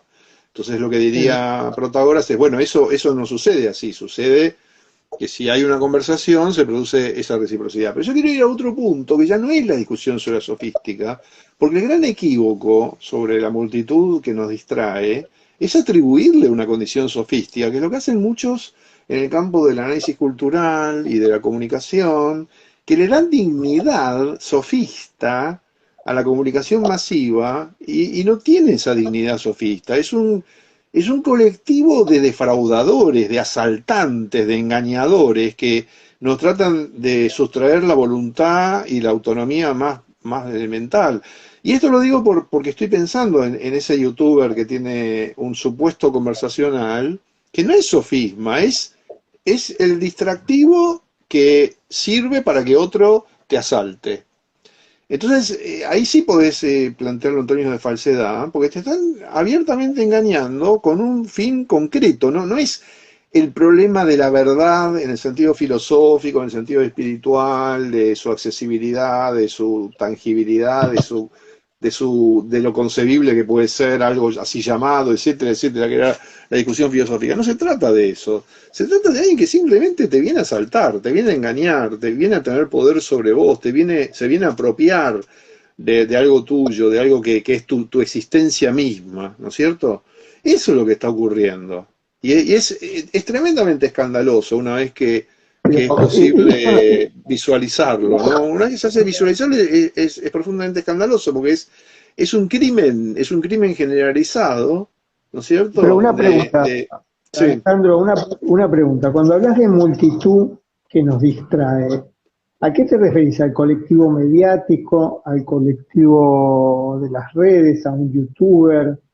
¿Y qué Es quiere que es decir todo que nos... eso, es todo eso, es la palabra pública. La palabra pública, o sea, mira, cada vez que alguien, por ejemplo, del campo popular, presume que tiene que hablar por ejemplo, vamos a dar un ejemplo muy concreto. C5N, por ejemplo, que es un canal comercial, pero que tiene pretensiones de ser popular. Entonces vos tenés, hay muchas variantes, pero algunas de ellas, y eso ocurre en otros canales o en otros medios de comunicación, suponen que tiene que haber una metodología del engaño para tener eficacia comunicacional. Y entonces hacen lo mismo que los demás, hacen lo mismo que la derecha. Eso es un escándalo, es un completo escándalo, ¿no es cierto? Es decir, yo para decirte algo, como lo que prevalece es el engaño, el robo y el asalto, tengo que actuar también con ese método, que es como uno actúa con un animal cuando lo quiere proteger. Es decir, tenés que violentarlo, tenés que violarlo de alguna manera, tenés que engañarlo. Estamos animalizados en ese sentido negativo, ¿no? Cuando uno lo hace con un animal, no tiene un sentido negativo. Hay un animal silvestre que está herido, entonces vos para ayudarlo tenés que anestesiarlo, tenés que actuar como si lo cazaras. Vos para ayudar a un animal silvestre o salvaje, como quieren llamarlo, salvaje sea de una palabra incorrecta, ¿no? Un animal que vive libremente y está herido y vos lo querés ayudar, lo tenés que engañar. Si tenés que hacer lo mismo que si lo mataras, para poder ayudarlo. Bueno, eso es lo que está ocurriendo en el orden de la esfera pública, de la conversación pública, ¿no? Que engaña también porque la ideologización también utilizaba recursos falaces, pero tenían como propósito producir algo en las subjetividades que fuera un discurso. Ahora ya no es eso, ahora lo que se busca producir es una suerte de apatía.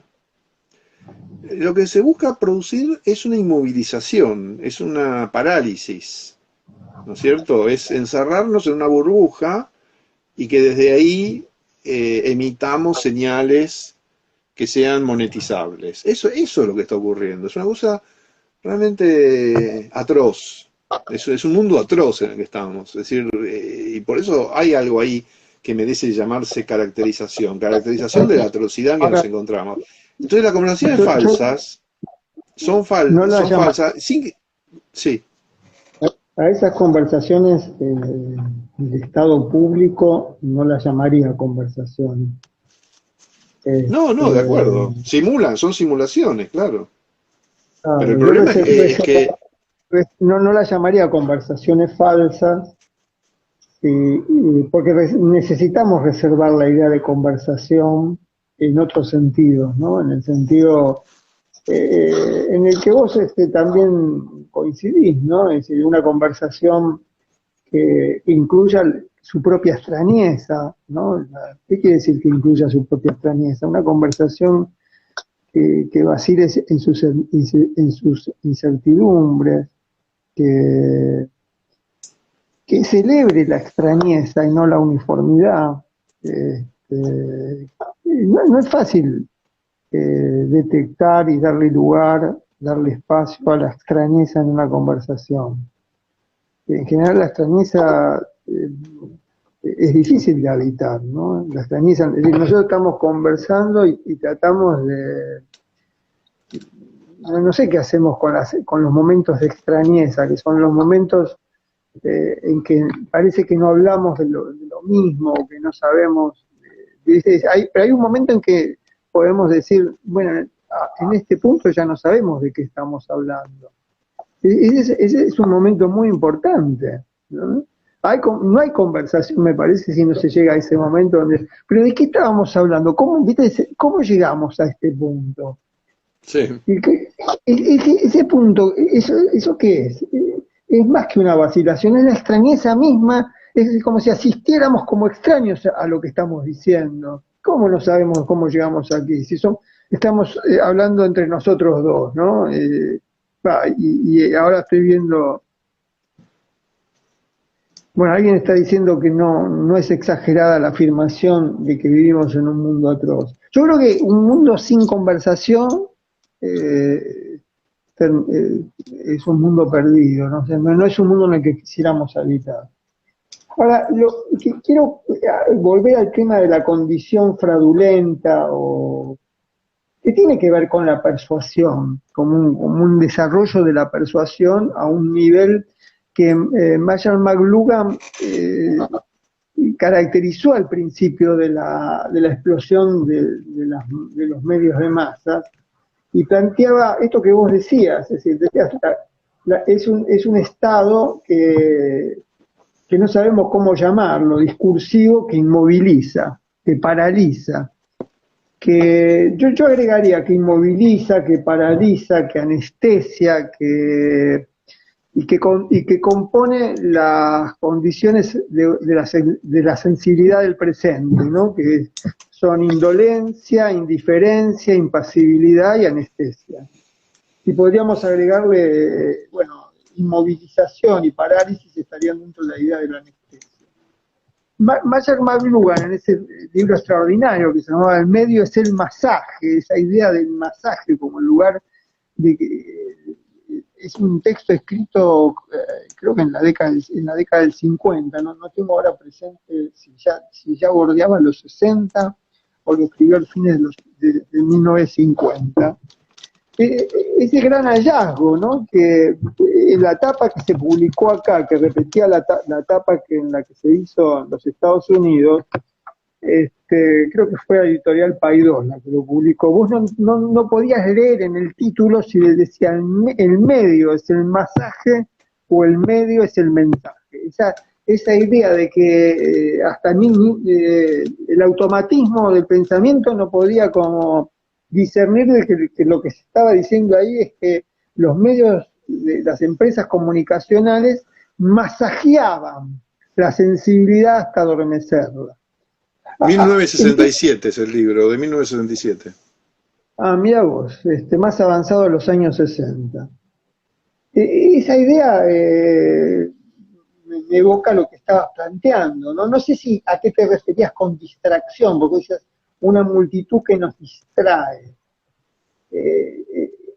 Nos distrae en el sentido de que nos adormece, nos inmoviliza, nos paraliza. No, es como cuando te distraen para sacarte algo del bolsillo, es decir, demandan tu atención sobre algo que es falso, porque de lo que se preocupa, porque no es la falsedad de la retórica o de la sofística o de la estética. Ahora entiendo, la distracción como te distraen para engañarte. Con la distracción porque hay una brutal simplificación de las relaciones sociales, hay una brutal simplificación de las escenas. Eso es lo que quiero decir. Hay una brutal simplificación, simplificación. Como si fuera lo que eran los números de los magos en nuestra infancia. Por ejemplo, usar esa técnica, pero el mago no trataba de robarte algo, trataba de entretenerte. Hacía daño, pero no para pensar en la idea de distracción. El mago no hacía daño. No. Pero te indicaba que sigas una mano para hacer un truco con la otra. Bueno, ahora estás manejando en la ruta y de repente te detenés porque hay un cuerpo tendido en medio de la ruta y un charco de sangre y una escena con un accidente y vos te detenés, pero todo eso no es cierto, no hay un accidente, ni un charco de sangre, ni un cuerpo tendido en la ruta, sino que es una simulación que hicieron para que te detengas y te asaltan y te matan. A eso me refiero. Es decir, hay que representar la absoluta brutalidad de lo que está ocurriendo. Porque ahora, cuando se trata de la propaganda política, ya no es para que vos pienses de una manera o adhieras a algo, sino para que vayas y pongas una boleta en un sobre, la boleta en el sobre que quieren que pongas, del mismo modo que te ponen o te sacan algo de un bolsillo. Es decir, hay una inmediatez y una brutalización de las relaciones sociales que se parecen, por eso está tan en boga el tema del delito, de la magia, de la inseguridad, porque las relaciones sociales están brutalizadas, están completamente brutalizadas entre los países, entre los grupos, en todos los niveles. Hay una brutalización.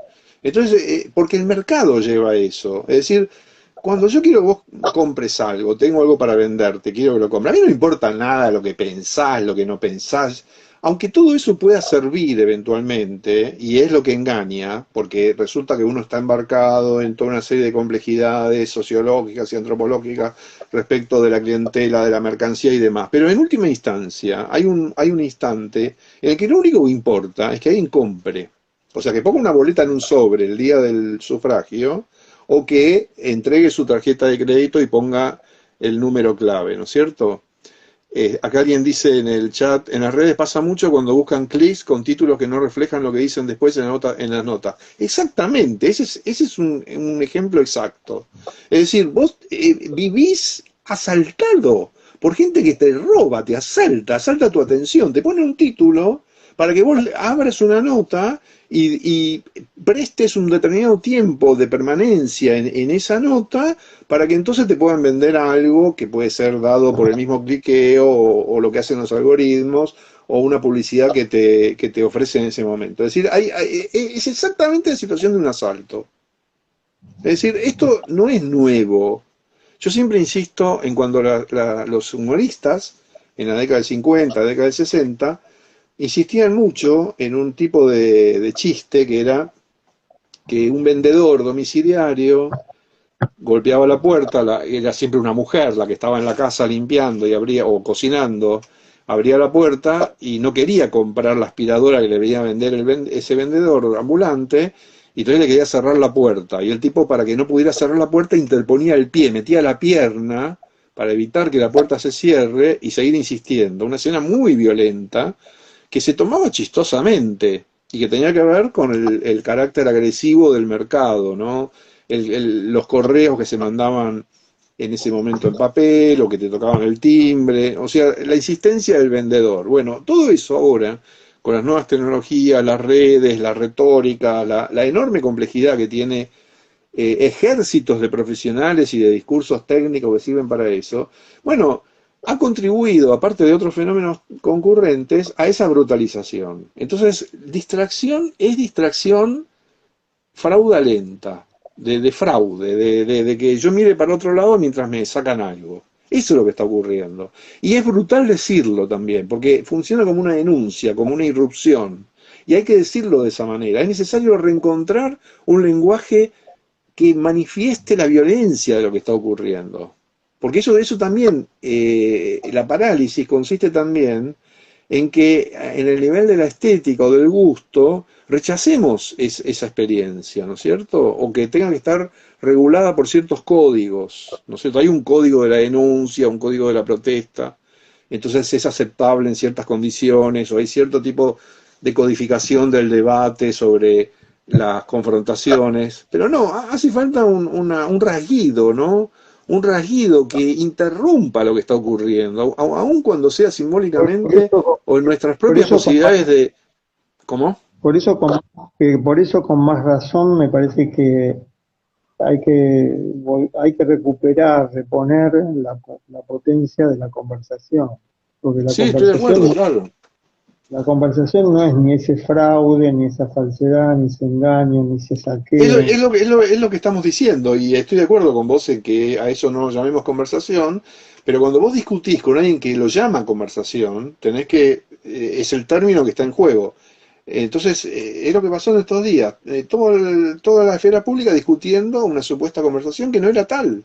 No es una conversación cuando un viejo líder de la política armada de los 70 que no tiene dónde hablar porque está denostado, está excluido, porque hay una teoría de los dos demonios prevaleciente y entonces no hay condiciones favorables para que pueda ser objeto de una verdadera conversación, recibe un espacio youtuber de 3 horas con un supuesto interlocutor, que lo que produce es una escena de fraude. Eso no es una conversación, porque una conversación implica reciprocidad, no que vos hables cualquier cosa y que nos entretengamos escuchándote. Eso no es una conversación. Una conversación implica una eticidad, un compromiso, bueno, vos citaste bien Protágoras, es decir, implica un involucramiento en las significaciones, implica tener algo que decir, no solamente abrir un micrófono y que el otro hable. Entonces, como en todos lados te asaltan violentamente de un modo, yo te engaño asaltándote de un modo que no parece violento, pero estoy haciendo lo Yo creo mismo, que estoy haciendo en exactamente lo mismo. ese sentido la conversación se diferencia radicalmente de la venta Claro, y, ese es el y punto, ese es exactamente el punto. de la persuasión también, porque así como te decía que una conversación tiene que arribar a un momento en donde se pueda decir, bueno, pero no sabemos de qué estamos hablando, de qué estamos Exacto, hablando. exactamente. Una, una conversación también tiene que dar lugar a esta otra intervención que dice, bueno, pero no sé cómo explicar lo que estoy pensando, no encuentro las palabras. Eso también forma parte de la conversación. O otra expresión que introduce una conversación es, bueno, y sobre esto que quiero pensar, no sé cómo pensarlo, es algo que nunca pude pensar. Una conversación es la que lleva al diálogo hasta ese punto, de decir que no sabemos cómo pensar lo que queremos pensar. Esa es la condición de una conversación. Por eso cuando Y hablo de fíjate, multitud de distracción, la distracción engañosa, ¿en qué consistiría? En que lo que parece una conversación nunca es eso que estamos diciendo ahora, sino que siempre es o interrumpir de una forma agresiva, que parece una polémica y tampoco lo es, porque una polémica es una conversación. Una polémica es una conversación. ¿Qué es una polémica? Primero, es que yo me tengo que interesar en los argumentos de mi oponente para poder rebatirlo. Me tengo que interesar, no los puedo ignorar o desconocer. Y entonces estar hablando de una manera ciega sobre lo que tengo para decir y que se contrapone a lo del otro, pero el otro no me interesa. Eso no es una conversación. Y sin embargo, lo que está ocurriendo, y a eso quiero ir por multitud distractiva y engañosa, es que se llaman conversaciones a cosas que no lo son de ninguna manera. Entonces, la muerte de la conversación no es por la mudez o por el silencio, sino que es porque hay una multitud de enunciaciones que son otra cosa, que son pura violencia.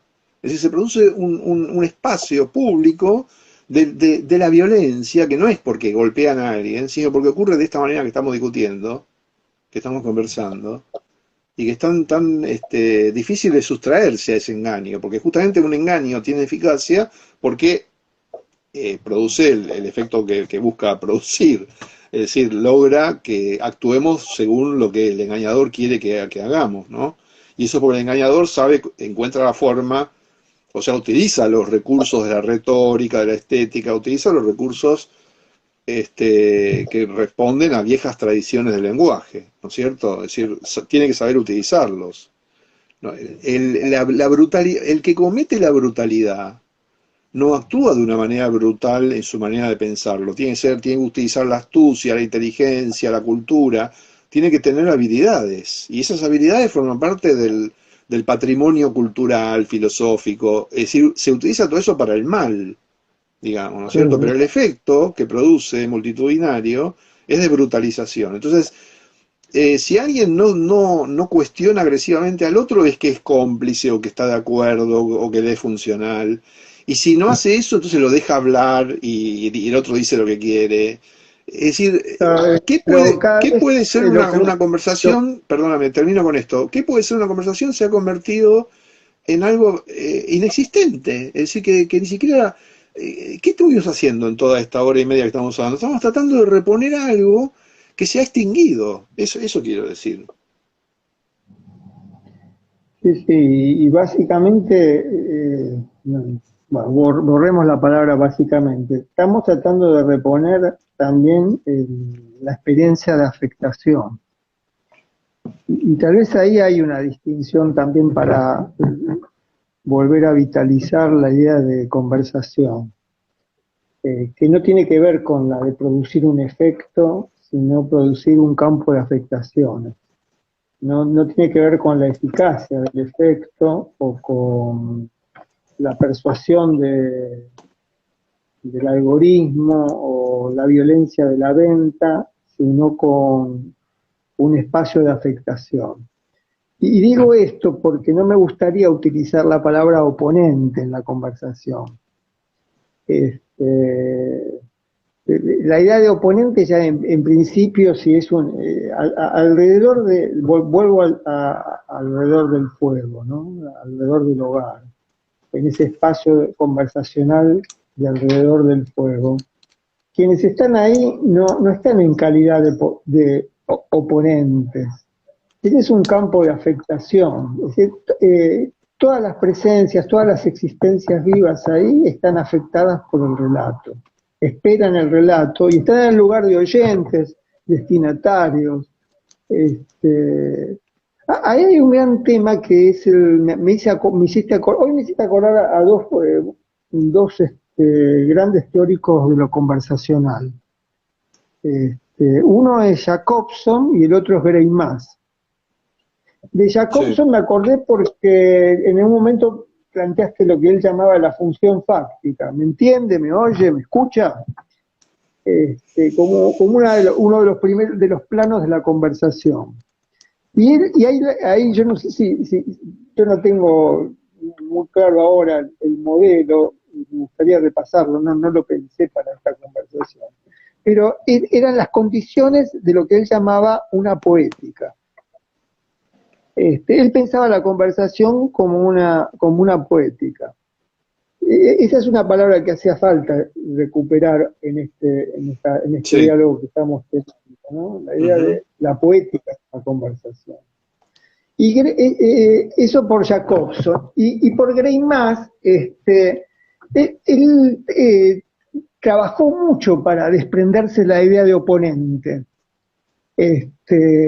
Incluso lo que él construyó fue la idea de lo que se llamaba el modelo actancial, la idea de actantes, o de agentes o de la conversación, ¿no? No, la palabra agente empezó a ocupar el lugar que ocupaba la palabra sujeto antes, ¿no? La palabra oponente a mí me sigue porque la idea de hay una conflictividad, como decíamos antes en una conversación. No estamos planteando una conversación como un espacio sin tensiones, como un espacio sin discusión. Hay una conflictividad, pero habría que pensar que los actantes, como diría Greimás, de esa, o pasa que no quiero usar el universal masculino que llevaría a la palabra de actores, ¿no? Digamos actantes, que es más neutra. Acá alguien me está mencionando la idea de la conversación infinita en Blanchot. Sí, bueno, finalmente todos abrevamos en Blanchot, ese gran libro de la infinita o inconclusa, ¿cómo se traduce, no? El texto de Blanchot. En esa infinitud o en esa inconclusión, quienes participan básicamente de eso, de un campo de afectación. Queda para otro momento discutir si seguimos utilizando la idea de oponente. porque el problema del pasaje de la conflictividad a la guerra, y ahí volvemos al tema del odio, porque esa civilización atroz que describís es una civilización de la guerra, de, de la guerra bajo la forma atroz de una simulación de una conversación. Pero yo ahí tengo una diferencia, Marcelo. Yo quiero insistir en una cuestión. Hay tres objetos en esta conversación que por lo menos de mi parte pretendo instalar. No dos. No es conversación o violencia, conversación, cercanía o distanciamiento y guerra, sino que hay una terceridad que es la violación, el exterminio, el asalto. Porque una guerra también implica reciprocidad, implica la posibilidad de la paz. Es decir, la conversación no es purificable respecto del engaño, respecto de la astucia, respecto de la retórica. Es decir, esas dos instancias que vos estás incluyendo en tus intervenciones, que son una conversación alrededor del hogar, que sería un común, respecto de la adversidad o de la polémica o del extrañamiento. Ahí hay una dualidad, hay una díada, ¿no es cierto? Hay dos condiciones que son reconocibles y cuando uno habla de esos autores de los que estamos hablando, se refiere a lo que estamos discutiendo efectivamente y está muy bien. Pero yo estoy hablando de una tercera instancia, que es la del asalto. Es decir, cuando alguien te viene a decir algo para captar tu atención y robarte o matarte, eso no tiene nada que ver ni con la guerra ni con ninguna otra cosa de la que estamos discutiendo, porque te sorprenden en tu distracción para hacerte algo que te toma desprevenido, pero porque no es lo mismo que el desprevenimiento de la guerra. En la guerra también se utiliza la sorpresa, pero se utiliza sobre alguien que la está esperando de alguna manera, porque está armado, porque está en un campamento, porque tiene un muro en la ciudad, quiero decir, porque hay soberanía. La violación es cuando no hay soberanía, es sobre una víctima en condiciones de indefensión. Es decir, las multitudes populares, poblacionales, consumidoras, audiencias, estamos en una condición de indefensión frente a la plétora discursiva que se nos impone y que tiene un carácter de violación. No es persuasiva, no es bélica, no es propagandística, se ha convertido en una violación generalizada y sistemática. Eso es lo que está ocurriendo. Es una tercera cosa la que está ocurriendo. No, pero eso lo que pasa es que no está en el plano de la conversación. ¿Te acordás No, que claro hace que unos no. años yo había trabajado el tema de la violencia y la violación, de tomar por asalto al incauto en ese procedimiento performático de la televisión que era la cámara sorpresa, la cámara Sí, oculta. claro. Es un sistema de enorme crueldad, porque el incauto es, como vos decías, ser asaltado en la vida cotidiana para observar y reírse de sus reacciones. Ahí está la idea del incauto, ¿no? Que es a quien se le trama una trampa. Pero eso ahora ya no tiene gracia porque es lo que ocurre todo el tiempo. Mira, te voy a dar un ejemplo. Cuando todos los días nos dan encuestas de qué pasaría hoy si se votara. es que Eso es. tampoco tenía gracia en aquel momento, ¿eh? No, tampoco la tenía, pero quiero decir, en aquel momento era un evento Es decir, que ahora, distinguible. Quiero decir esto, era un momento distinguible. Antes era un momento distinguible de lo que ocurría en general. Ahora no, ahora todo el tiempo nos están haciendo eso.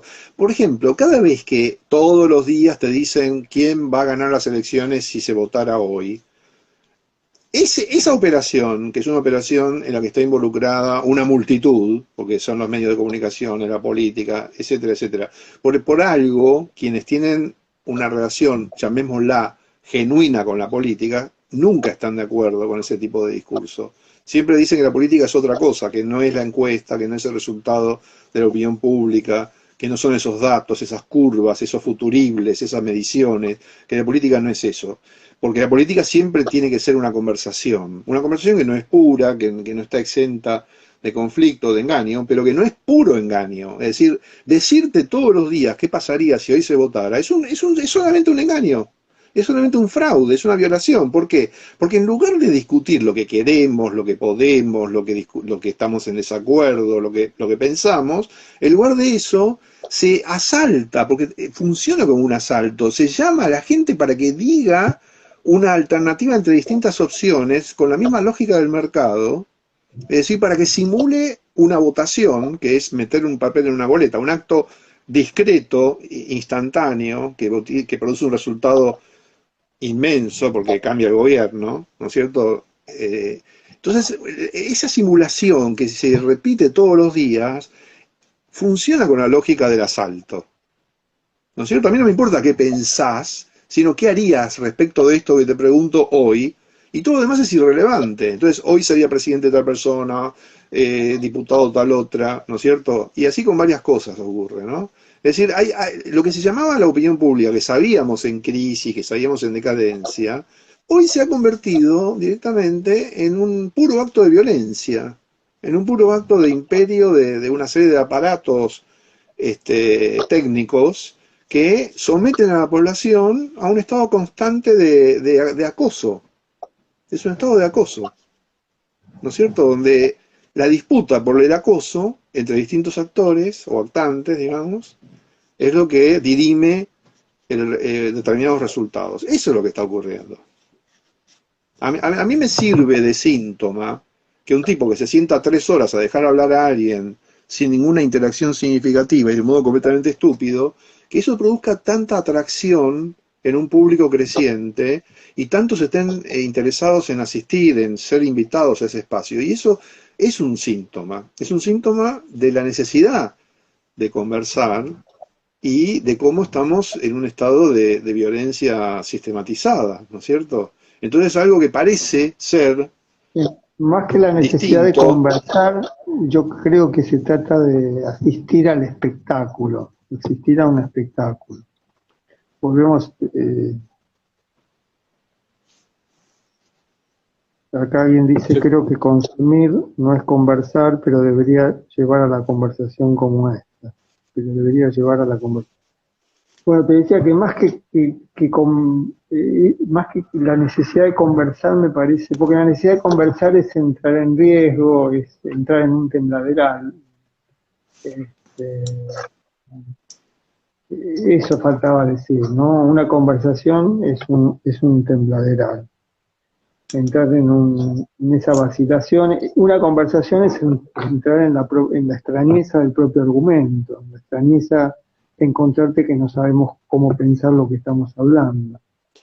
Una Una conversación es conversación no es una experiencia una vulnerable, conexión. frágil, es una experiencia frágil que Exacto. por eso es fácil de vulnerar, justamente, porque es frágil. Entonces, el engaño se sustenta también en lo difícil que es la conversación, ¿no? En que es, digamos así, termodinámicamente improbable, ¿no? Como dirían algunos. Es decir, requiere un cuidado, requiere una temporalidad, una prevención, una dedicación. El engaño es más fácil sacarle algo a alguien violentamente que pedírselo y que te pueda Claro, decir que no o que... en el asalto justamente hay una supresión de esa temporalidad, de esa demora. Exacto, exactamente. Y eso es el mercado y eso es lo que ocurre con la esfera pública. Si la esfera pública se convierte en un estado continuo de asalto, vos vas a las redes o prendés cualquier canal de televisión y es un asalto, te asaltan. Y por eso esto nos lleva al problema del odio. Porque si no, el odio es un misterio, parece que fuera un fluido, una especie de éter que intoxica como si fuera un virus, que zombie, que altera. No, el odio es una reacción defensiva frente al asalto continuo en el que estamos involucrados. Entonces, cuando vos decís algo en la esfera pública y te Y agreden, es yo agregaría que defensivo. el Perdóname. odio es el odio es una defensa contra la conversación, porque la conversación, como te decía antes, supone un tembladeral que el odio no soporta. Pero es que no Escúchame, hay Ale, conversación, lo que ya, hay es ya es solo... tenemos que ir cerrando. ¿Qué te parece Pero si no sé, quiero terminar con esta idea. Yo digo que ese odio es reactivo frente a lo que se experimenta como una agresión, que no es la vulnerabilidad y la complejidad de la conversación, sino que te están asaltando. Entonces se produce una reacción defensiva. Si el sentimiento de inseguridad urbano produce que no puedas caminar libremente, expuesto en tu distracción o tu atención a lo que sucede, sino que estés prevenido de que te estén agrediendo, ¿no? Pero nada, quería agregar eso, sí. no, te decía que terminemos. Yo no sé si alguien de los que están asistiendo a esta conversación quiere decir algo en el chat y terminamos con esos comentarios. ¿Qué te parece? O ya Me terminamos. parece muy bien. Aquí soy Nos el pasamos invitado, así que acepto lo que digas. media hora ¿Cómo? que, que nos pasamos. Acá alguien pregunta con quién fue esa falsa conversación del youtuber. Y prefiero eludir esa designación porque es polémica y estamos terminando. Podemos dedicar un día a hablar de eso. Bueno, Pero es muy fácil acá, porque acá, es la cosa más famosa que haya ocurrido en los últimos días o semanas. bueno, A veo que hay veces yo gente que se está. valoro hablar de algo sin nombrarlo, porque es una forma de reducir la violencia que tiene la designación, ¿no? Cuando vos designás algo, se vuelve violento, porque apelás al acuerdo, ¿no? En cambio, yo acá lo que quiero es manifestar el concepto, la idea. ¿Cuál es la Quiero idea agregar conflictiva que para, está en quiero juego? agregar para quien hizo esa pregunta que yo tampoco tuve durante la conversación muy claro a quién te referías, pero no, Está bien. pero si igual se entendía la idea. Bueno, dejamos entonces acá, no, veo que hay gente que está entrando ahora a la conversación. Es una pena. Bueno, ¿Vos te tenés que ir? sí. Bueno, Otro día, vamos a hacerla otro día. Acá, bueno. vamos a hacerla de acá un tiempo, la O sea que no va volvemos a a ser hacer. por una sola vez, va a ser otra vez, habrá otra vez. Al menos esta vez la hicimos. Sí, Ahí está Débora, un beso te mandamos. Bueno, sí, gracias. Alejandro, voy cerrando y la voy a dejar grabada para que pueda ser consultada o escuchada nuevamente. Bueno, muchas gracias por los comentarios. Y Le digo a gracias. quienes hacen los comentarios. Y gracias a vos por esta conversación también. No, no, una gratitud recíproca. Bueno, Pero yo soy el un anfitrión, abrazo así grande. que yo estoy agradecido. Ambos teníamos la necesidad de tener esta conversación en la que ha sido el anfitrión y respondió a una necesidad, casi diría una urgencia, ¿no? A una urgencia de hacer esto. Bueno, un abrazo grande Un abrazo. y Chau. un beso a quienes asistieron. Chao. Abrazo grande para todas y para todos.